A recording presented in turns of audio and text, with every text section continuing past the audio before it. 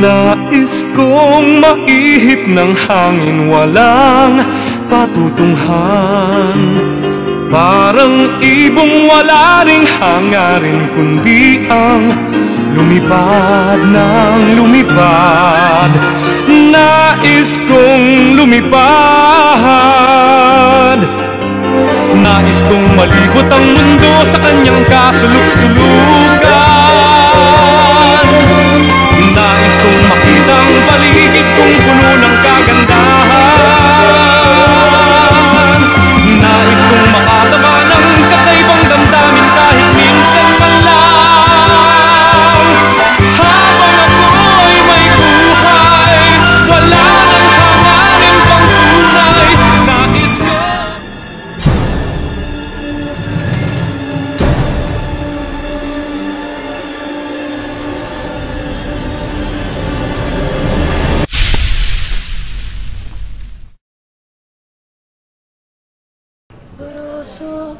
Icarus, kawawang bata. Alam naman niyang hindi heat resistant ang pakpak na diniseno ng tatay niya. Lumipad pa siya ng lumipad malapit sa araw. Ayun, patay dahil sa taas ng lipad. May tawag dyan hubris. Sobrang yabang at ambisyon na nawawala na sa realidad.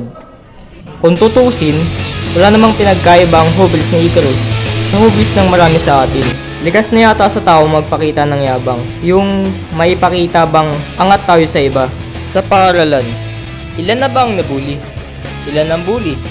At ilang bully na ba ang nabully pa ng ultimate school bully? Survival of the fittest. Ito na yata ang trending sa makabagong panahon. Minsan napanood ko yung pelikulang Hapon ni Kenji Fukasaku, ang Battle Royale.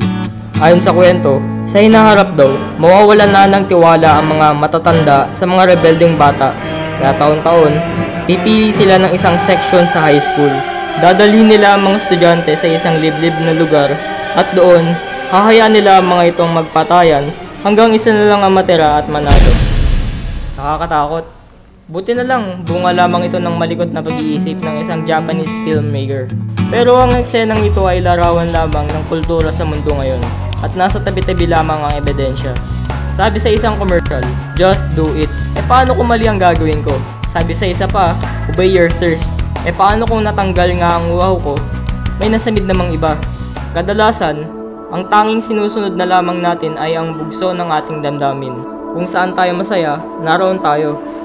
Ano na kaya ang mangyayari sa mundo kung ang mahigit 7 bilyong naninirahan dito ay ganito ang pag-iisip? May pag-asa pa kaya? May isang taong nagwika tungkol sa kabataan. Ano na ang nangyayari sa ating kabataan?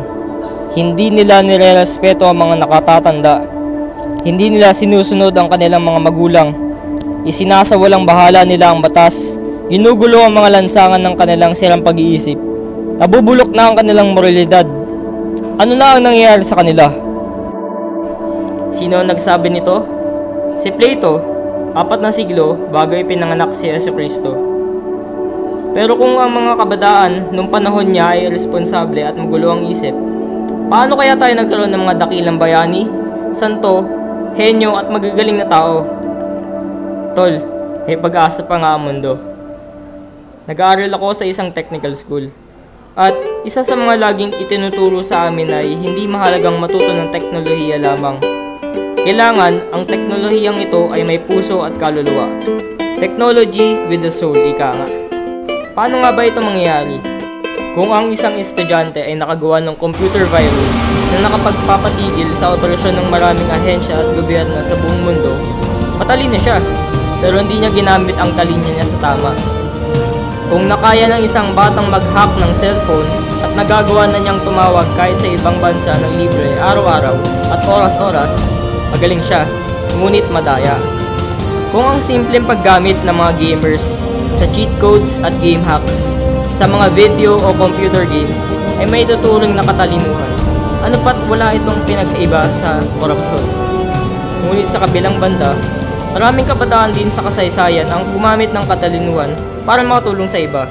Isang teenager ang nakaibento ng higit sa 100 mga kagamitan mula sa pamatay ng ipis hanggang sa ilaw na dekuryente. Siya ay si Thomas Alva Edison. Isang bata ang nangarap na tulungan ang mahihirap na kabataan sa Italia. Naging pari siya at nakilala bilang ama at guro ng kabataan.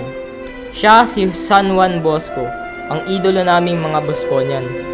Isang dating batang kalye ang nangarap magturo sa mga batang lansangan, hindi nakakapunta sa paaralan. Gumawa siya ng paraan para pagkasyahin ang paaralan sa kanyang kariton at dalhin ito sa kalye. Siya si Efren Peña Florida, isang guro.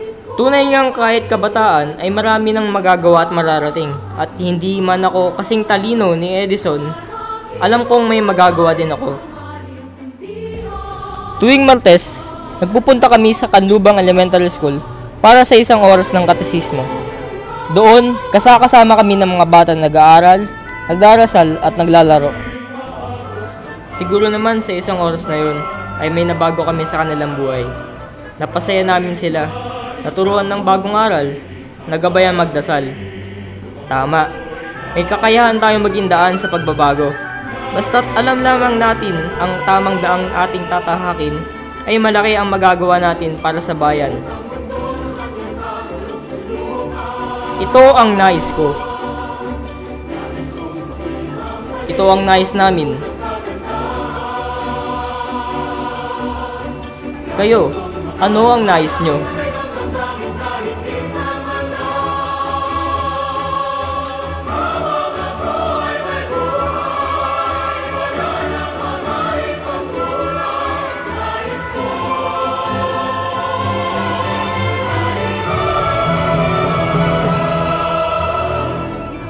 Nais ko ay maging doktor upang makatulong sa ibang mga taong may sakit.